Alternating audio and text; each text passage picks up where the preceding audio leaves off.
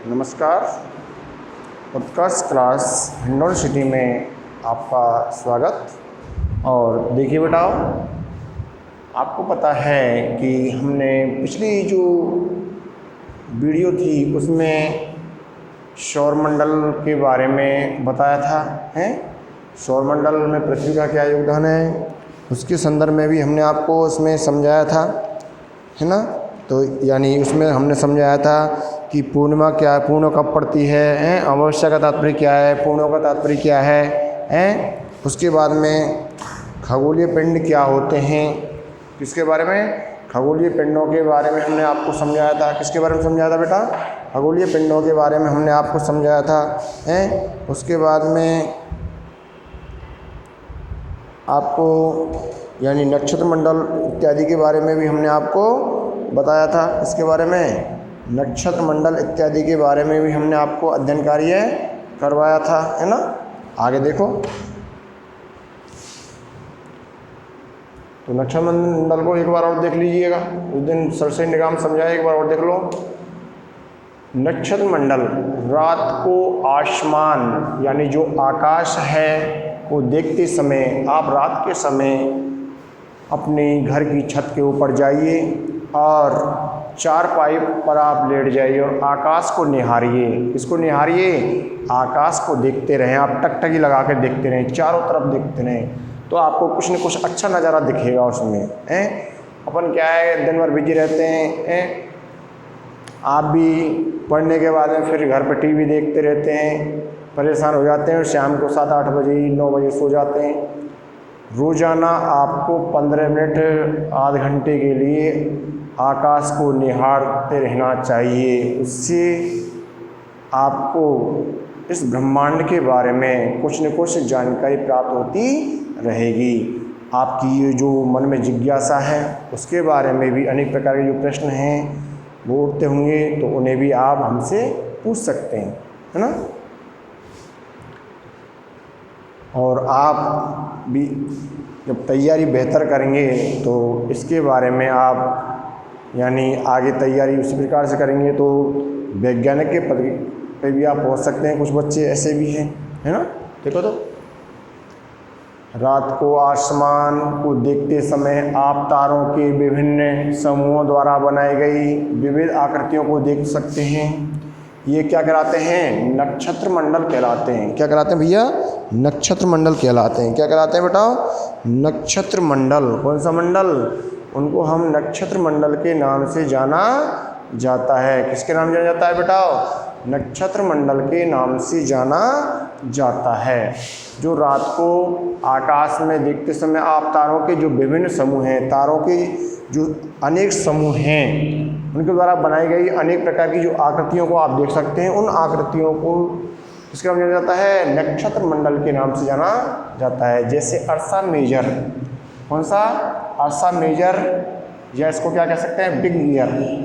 इसी प्रकार का क्या है, नक्षत्र मंडल है। इसी प्रकार क्या है भैया, नक्षत्र मंडल के नाम से जाना जाता है।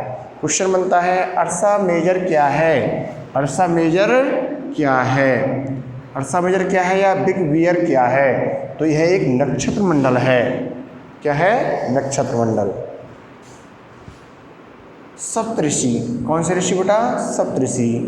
देखो मेरे बेटाओ, सप्तऋषि के बारे में मैं छोटी कक्षाओं में था, तकरीबन 4ठी-5वीं कक्षाओं में था, तो फादर के साथ रात के समय सिंचाई कार्यों की वजह से खेतों में जाते थे हम। तो हमारे जो फादर भी बताते कि देखो ये सप्तऋषि हैं, 7 जो तारों का जो समूह है इनको सप्तऋषि कहा जाता है। क्या कहा जाता है, सप्तऋषि। तो हमने 3री-4थी कक्षाओं में ही सप्तऋषियों के बारे में जानकारी प्राप्त कर ली हमारे फादर के द्वारा, क्योंकि उनको भी उनके बुजुर्गों ने बताया हुआ है। तो प्राचीन काल में लोग इनके बारे में पहले से ही अवगत थे, इनके बारे में जानते थे। अब तो वैज्ञानिक तकनीकों के माध्यम से अपन उच्च तकनीकों के माध्यम से अपन बेहतर ढंग से और समझ रहे हैं, लेकिन उनको भी इतना नॉलेज था, है ना। तो कहने का मतलब यह है कि वो घटना कब की है, तकरीबन 97 में तो मैं 6ठी में होऊंगा, तो तकरीबन 94, 95, 95 के आसपास की बात होगी। तो उस समय इसके बारे में हमको बताया गया था, उस समय इसके बारे में हमको बताया गया था।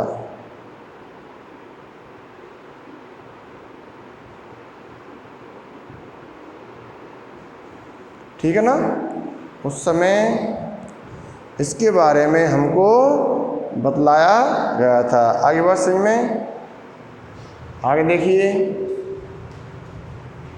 तो सप्तऋषियों के बारे में कौन से ऋषियों के बारे में? सप्तऋषियों के बारे में। कौन से ऋषियों के बारे में बताओ? सप्तऋषियों के बारे में अनेक प्रकार की जो जानकारियां हैं वो हमको देखने को मिल जाती थी।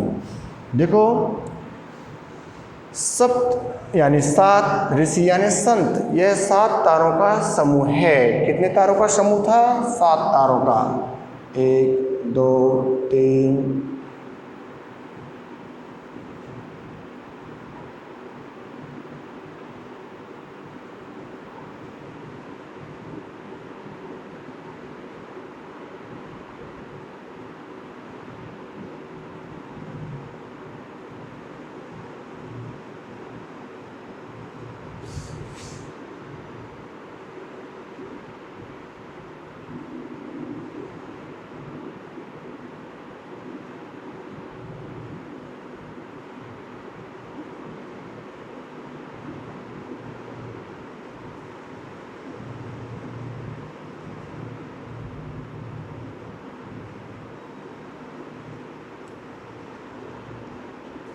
7 तारों का क्या है? समूह था। उसको क्या कहते थे?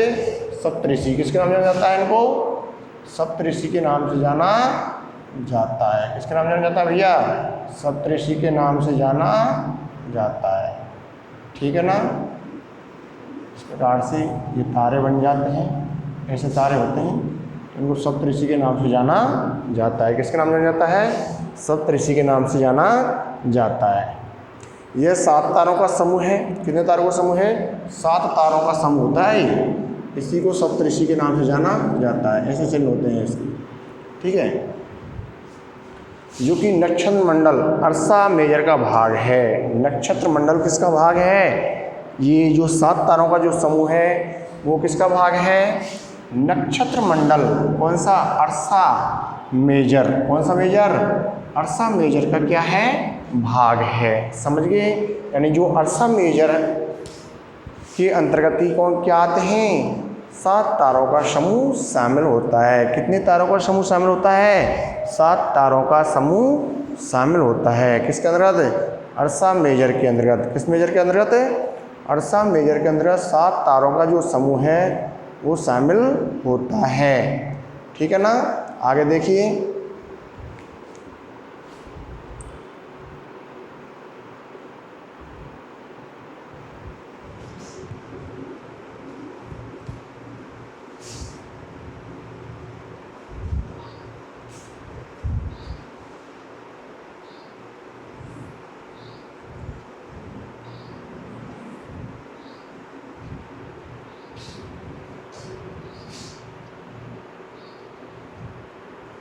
तो मैंने क्या बताया आपको? यानी अर्सा जो मेजर है, कौन सा मेजर? अर्सा मेजर। अर्सा जो मेजर है उसी में ही 7 तारों का जो समूह आता है। प्राचीन समय में, कौन से समय में भैया? प्राचीन समय में। प्राचीन समय में यानी कोई फोन आया, ऊपर उठा फिर नीचे। प्राचीन समय में जो लोग रात के समय, मैंने आपको बताया कि मेरा जो फादर है उसने भी हमको इस बारे में सप्तऋषियों के बारे में, पुच्छल जो तारा है, पुच्छल तारा, ध्रुव तारे, इनके बारे में पहले ही जानकारी दी थी। हम तो उस समय 3री-4री कक्षाओं में पढ़ते थे। तो रात के समय खेतों में पानी देते तो उस समय आकाश को निहारते रहते, तो उस समय कहते थे कि ये सप्तऋषि हैं, ये ध्रुव तारा है। तो हमको बड़ा खुशी मिलती थी उस समय। और उनकी बातों का हमने बड़ा गौर किया। तो हमने विषय भी वही ली। कौन सी? ज्योग्राफी विषय। क्योंकि हमारा उनके संदर्भ में, इन ग्रहों के संदर्भ में, तारों के संदर्भ में हैं सौर मंडल के संदर्भ में अनेक अभिलाषाएं जागृत हुई, है ना। तो देखिए प्राचीन समय में लोग रात्रि में, कब, रात में, प्राचीन समय में लोग रात में दिशा का जो निर्धारण है, किसका निर्धारण, दिशा का निर्धारण तारों की सहायता से करते थे। प्राचीन काल में जो लोग थे वो उनके पास पहले तो ये ट्रप कंपास तो था नहीं, अब तो ट्रप कंपास अनेक उपकरणों के माध्यम से दिशा का अपन को ज्ञान हो जाता है। उत्तर दिशा है, ये दक्षिण दिशा है, ये पूर्व है, पश्चिम है।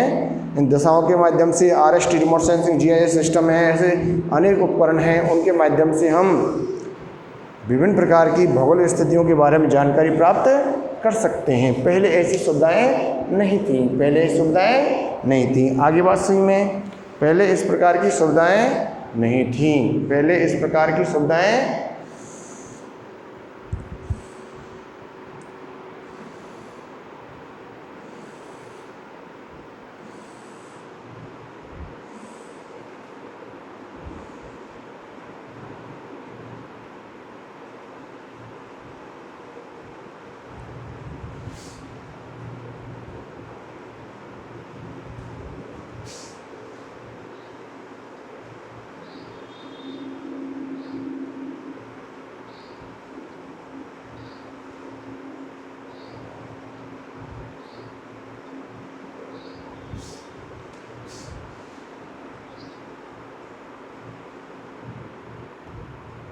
कहाँ है रो भैया, हम देरी देर में इधर घूम गो आप ही झन झन लेकिन देखो इसको आगे।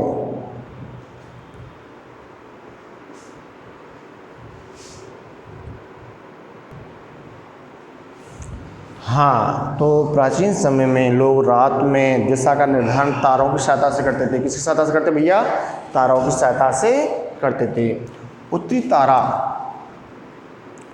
तारा उत्तर दिशा को बताता है। उत्तरी तारा किसको बताता है, उत्तर दिशा को। उत्तरी जो तारा है, कौन सा तारा भैया, उत्तरी जो तारा है वो किसको, उत्तर दिशा के बारे में बताता। हमारे जो बुजुर्ग हैं वो भी इनके बारे में हमको बताते थे। तो उत्तरी जो तारा है वो उत्तर दिशा को बताता है। कौन सी दिशा को बताता है, उत्तर दिशा को बताता है। इसे ध्रुव तारा कहा जाता है। कौन सा तारा कहा जाता है, ध्रुव तारा। तो ये देख लो कि चलो अब तो हम वैज्ञानिकों ने ये जानकारी दी है। 1995 में 94-95 में हमारे जो फादर तो अनपढ़ थे, जब भी वो ये चीज़ बताते थे कि ये ध्रुव तारा है, ये सप्तऋषि हैं, ये इधर दिशा में देखो, इधर साइड में है, ये हैं, तो उनकी बात बिल्कुल क्या थी, सत्य थी। उनको इतना नॉलेज था, पहले वो इतनी जानकारी उपलब्ध करा लेते थे। उनके बुजुर्गों ने भी उनके बारे में जानकारी दी होगी, है ना। प्राचीन समय में लोग रात्रि में दिशा का निर्धारण तारों की सहायता से करते थे। उत्तरी तारा उत्तर दिशा को बताता। उत्तरी जो तारा है वो कौन सी दिशा को बताता था, उत्तरी दिशा को बताता। उत्तरी जो तारा है वो उत्तर दिशा को बताता था। कौन सी दिशा को बताता था, उत्तरी दिशा को बताता था। उत्तरी जो तारा है वो उत्तर दिशा को बताता है। इसे ध्रुव तारा भी कहा जाता है। कौन सा तारा कहते हैं अपन इसको, ध्रुव तारा के नाम से भी इसको जाना जाता है। यह आसमान में हमेशा एक स्थान पर रहता है। यह जो आसमान में हमेशा क्या रहता है, एक स्थान पर रहता है। हम सप्तऋषि की सहायता से ध्रुव तारे की स्थिति को जान सकते हैं। किसकी सहायता से, सप्तऋषि जो 7 तारे हैं उनकी सहायता से भी किसके बारे में, ध्रुव तारे की जो स्थिति है उसके बारे में जानकारी जुटा सकते हैं। तो क्या समझे, उत्तरी तारा उत्तर दिशा को बताता है। इसे कौन सा तारा कहा जाता है, ध्रुव तारा के नाम से जाना जाता है। यह आसमान में हमेशा एक स्थान पर ही रहता है। आसमान में किधर रहता है, एक ही स्थान पर रहता है। किधर रहता है भैया, एक ही स्थान पर। आसमान में यह एक ही स्थान पर रहता है, ठीक है, हमेशा एक ही स्थान पर रहता है। हम सप्तऋषि की सहायता से, जो 7 संत हैं, 7 ऋषि हैं, 7 तारों का जो समूह है उसको सप्तऋषि कहा जाता है, से इसकी जानकारी, किसकी, ध्रुव तारे की स्थिति की जानकारी को जुटा सकते हैं। जानकारी के बारे में अनेक प्रकार के साक्ष्य उपलब्ध हो सकते हैं। ग्रह का आश्य, कुछ खगोलीय पिंडों में अपना प्रकाश और ऊष्मा नहीं होती है। बिल्कुल सत्य बात है। कुछ खगोलीय पिंडों में अपना स्वयं का प्रकाश नहीं होता और ऊष्मा भी नहीं होती है। अपनी स्वयं की प्रकाश भी नहीं होता, क्या नहीं होती, ऊष्मा नहीं होती है साहब। वे तारों के प्रकाश से क्या होते हैं, प्रकाशित होते हैं। जो तारे हैं उनके प्रकाश से ही क्या होते हैं, ये प्रकाशित होते हैं। सही बात है। देखो कैसे, सूर्य एक तारा है। सूर्य क्या है, एक तारा। सूर्य एक तारा है और जो पृथ्वी के सबसे निकट है। पृथ्वी के क्या है, सबसे निकट है। और पृथ्वी वाला जो भाग है, जो प्रकाशमान दिखाई देता है, ऊष्मा जो प्राप्त होती है, प्रकाश जो प्राप्त होता है, वो किससे, सूर्य एक तारे से प्राप्त होती है। स्वतः ही प्रकाशमान नहीं है ग्रह, स्वतः प्रकाशमान नहीं होते हैं ग्रह। वे तारों के प्रकाश से क्या होते हैं, प्रकाशित होते हैं। ऐसे पिंड क्या कहलाते हैं, ग्रह कहलाते हैं। अब आपको बता दूं मैं बेटाओ कि जो पृथ्वी है, कौन सा, पृथ्वी और सूर्य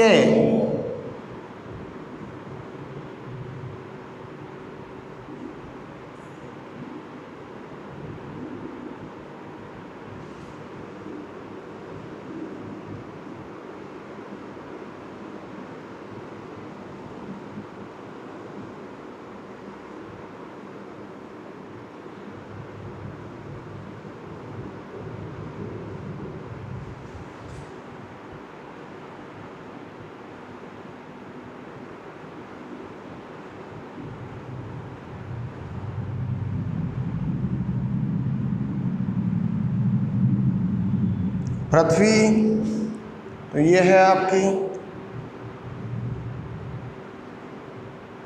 पृथ्वी और सूर्य के जो बीच की जो दूरी है वो कितनी है, न्यूनतम तो सबसे कम कितनी है, 14,70,00,000। कितनी है, 14,70,00,000 किलोमीटर। 14,70,00,000 किलोमीटर है। और अधिकतम कितनी है,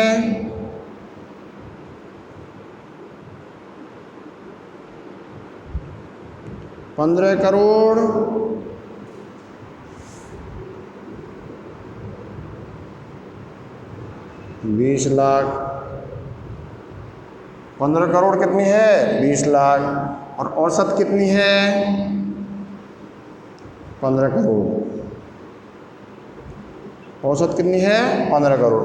यानी पृथ्वी की सूर्य से दूरी कितनी है, सबसे कम में तो 14,70,00,000, अधिकतम में 15,20,00,000 और औसतन इनका औसत कितना है, 20 करोड़। 20 करोड़ किलोमीटर दूर है साहब कौन, सूर्य। किससे दूर है, पृथ्वी से दूर है साहब। किससे दूर है, पृथ्वी से। आगे बात समझ में। और वहाँ से इसको प्रकाश और ऊष्मा दे रहा है 15 करोड़ किलोमीटर दूर से। क्या दे रहा है, प्रकाश दे रहा है। कौन दे रहा है, सूर्य। किसको दे रहा है, पृथ्वी को दे रहा है बेटा। किसको दे रहा है, पृथ्वी को। अब इसको सबसे कम 14,70,00,000। कौन सा, 14,70,00,000। इसको अपन बोलते हैं बेटा उपसौर। आगे कक्षाओं में देखेंगे आप इसको बोलते हैं उपसौर। सबसे कम जो दूरी है उसको उपसौर बोलते हैं, अधिकतम जो दूरी है उसको अपसौर बोलते हैं बेटा। क्या बोलते हैं, अपसौर। ठीक है। ये अब ये कब कब घटना घटती है, ऑफशोर की स्थिति 4 जुलाई को घटती है। सूर्य सबसे निकट, पृथ्वी के सबसे निकट कब आता है, 4 जुलाई के दिन।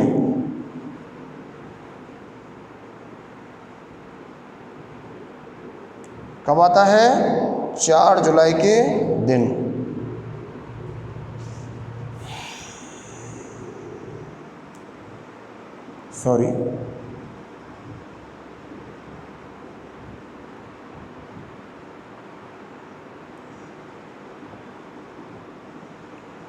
3 जनवरी है इसमें। कितनी जनवरी? 3 जनवरी। सबसे निकट जो सूर्य है वो कब आता है? 3 जनवरी को आता है बेटा। कब आता है? 3 जनवरी को। ठीक है। और सबसे अधिकतम दूरी पर कब होता है? 4 जुलाई को। कितने जुलाई को होता है भैया?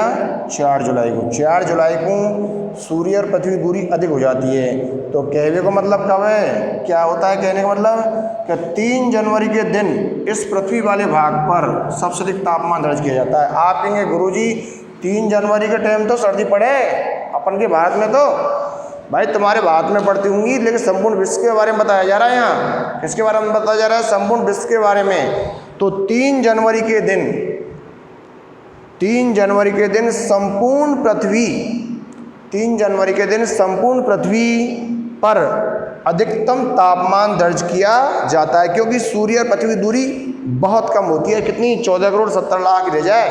इस कारण से 3 जनवरी को गर्म रहता है ये पृथ्वी वाला भाग। और 4 जुलाई को आप जो कहेंगे जुलाई में सब खूब गर्मी पड़े बजाय जनवरी के।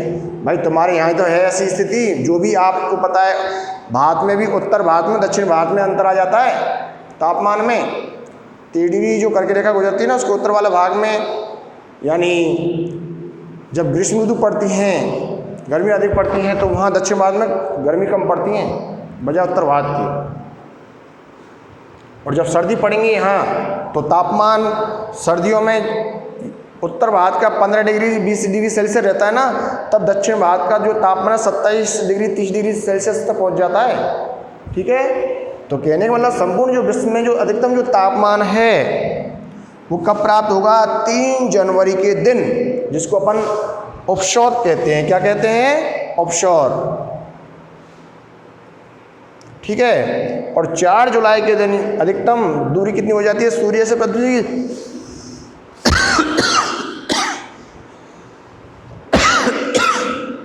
कितनी हो जाती है भैया? 15 करोड़। 15 करोड़ कितनी हो जाती है? 20 लाख। कितनी हो जाती है बहन भैया? 15 करोड़ 20 लाख हो जाती है। और 15 करोड़ 20 लाख होने की वजह से आपको पता है मेरे बेटा कि 15 करोड़ 20 लाख होने की वजह से, यानी 4 जुलाई के दिन संपूर्ण पृथ्वी पर जो प्रकाश ऊष्मा है वो कम प्राप्त होती है। ओके भाई, दूरी ज़्यादा होगी तो ऊष्मा कम मिलेगी, हीट कम मिलेगी पृथ्वी वाले भाग को। आगे देखें तो ग्रहकाश क्या है? कुछ खगोलीय पिंडों में अपना प्रकाश एवं ऊष्मा नहीं होती है। ये किससे? तारों के प्रकाश से क्या होते हैं? प्रकाशित होते हैं। ये किससे प्रकाशित होते हैं? तारों के प्रकाश से ये प्रकाशित होते हैं। आगे बात समझ में? आगे देखो, ऐसे पिंड क्या कहलाते हैं? ग्रह। ऐसे पिंड क्या कहलाते हैं? ग्रह। जैसे पृथ्वी भी क्या है? ग्रह के रूप में। कुल कितने ग्रह हैं? 8 ग्रह हैं। कुल कितने ग्रह हैं? 8 ग्रह, जिनमें देखो बुध है, शुक्र है, पृथ्वी है, मंगल है। ये 4 ग्रह तो इनको अपन कहते हैं पार्थिव ग्रह। पार्थिव ग्रह। ठीक है।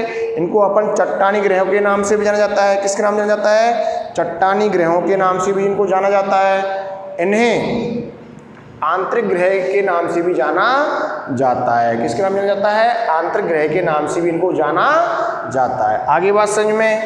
आगे देखो, फिर आपके बृहस्पति है, शनि है, यूरेनस है, नेपच्यून है। ये जो ग्रह हैं इनको बाहरी ग्रह के नाम से जाना जाता है। इनको अपन जोवियन ग्रह के नाम से भी, इनको जोवियन ग्रह के नाम से भी जाना जाता है। इनका निर्माण हाइड्रोजन हीलियम धूलिकणों से हुआ है, और अब भी वर्तमान में भी हाइड्रोजन हीलियम की मात्रा अधिक पाई जाती है। यानी इनको गैसीय ग्रह कहा जाता है। कौन से ग्रह कहा जाता है? गैसीय ग्रह के नाम से इनको जाना जाता है। आगे बात समझ में? वो चट्टानी ग्रह हैं, क्योंकि जिस प्रकार चट्टानें पृथ्वी पर पाई जाती है वही चट्टानें जल धातुओं का जो मिश्रण अन्य ग्रहों पर भी पाया जाता है। इस कारण से उनको चट्टानी ग्रहों के नाम से जाना जाता है। चट्टानी ग्रह कौन कौन से? बुध है, शुक्र है, पृथ्वी और मंगल। बुध, शुक्र, पृथ्वी और मंगल। क्लियर? ठीक है। इनको चट्टानी ग्रह या इनको बाहरी ग्रह के, इनको चट्टानी ग्रह और सॉरी आंतरिक ग्रहों के, चट्टानी ग्रह या आंतरिक ग्रहों के नाम से जाना जाता है। और इन 4 ग्रहों में से सिर्फ एकमात्र पृथ्वी ग्रह पर जीवन संभव है अभी वर्तमान में पर। अभी तक तो पृथ्वी पर ही जीवन है, बाकी खोज चल रही है। किस पे चल रही है? मंगल ग्रह पर। 2014 में हमारा यान भी गया ना, कौन सा? मंगलयान। कौन सा यान? मंगलयान। कब गया था? 14 में। सफल हुआ ना? बिल्कुल। और हमसे पहले अमेरिका ने और रूस, इन देशों ने भी अपने यान भेज दिए थे। आगे देखिए,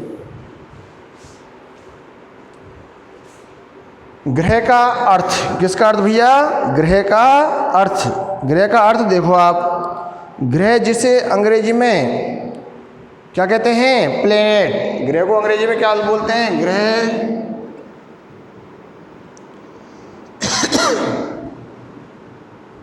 को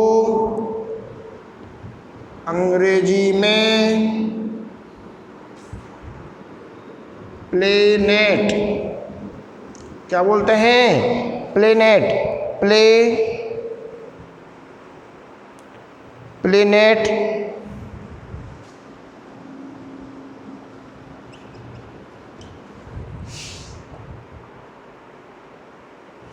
कहते हैं। क्या कहते हैं बेटा? प्लेनेट कहते हैं। क्या कहते हैं भैया? प्लेनेट कहते हैं।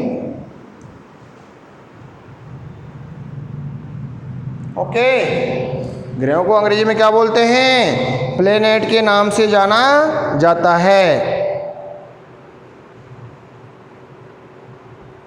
और जो ग्रीक भाषा, कौन सी भाषा? ग्रीक भाषा। कौन सी भाषा भैया? ग्रीक भाषा। ग्रीक भाषा के किससे बना है? प्लेनेटाउ। कौन सी ग्रीक भाषा? कौन सी बेटा? ग्रीक भाषा प्लेनेटाउ। कौन सी? प्लेनेटाउ।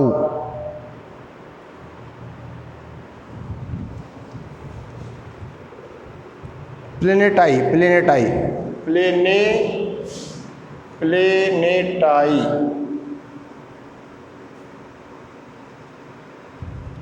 PLA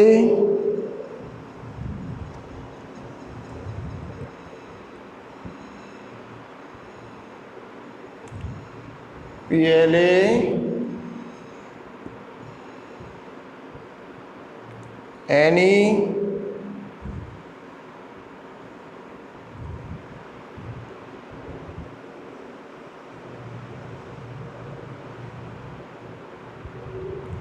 NETAI प्लेनेटाई से मिलकर के बना है। किससे मिलकर बना है? प्लेनेटाई से मिलकर के बना है। किससे मिलकर के बना है भैया? प्लेनेटाई।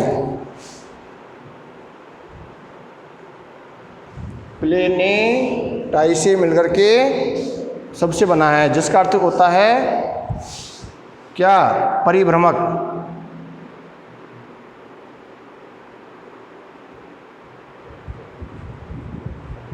अर्थात चारों ओर घूमने वाले। क्या? परिभ्रमक। इसको परिभ्रमक के नाम से, परिभ्रमक के नाम से भी इसको जाना जाता है। किसके नाम जाना जाता है बेटा? परिभ्रमक के नाम से भी इसको जाना जाता है। किसके नाम जाना जाता है? परिभ्रमक के नाम से भी इसको जाना जाता है। ठीक है।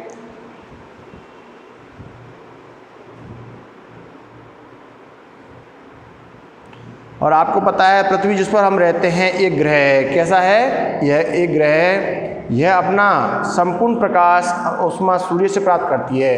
पृथ्वी भी एक क्या है? ग्रह है। और यह अपना संपूर्ण प्रकाश और ऊष्मा किससे प्राप्त करती है? सूर्य नारायण से। किससे भाई? सूर्य से। ठीक है।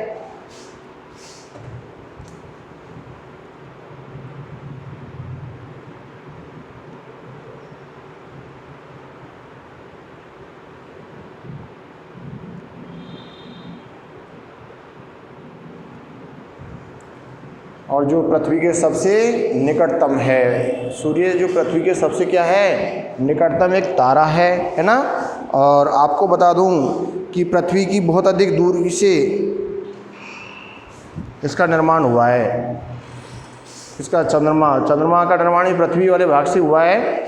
और आज के लिए इतना सही काफ़ी।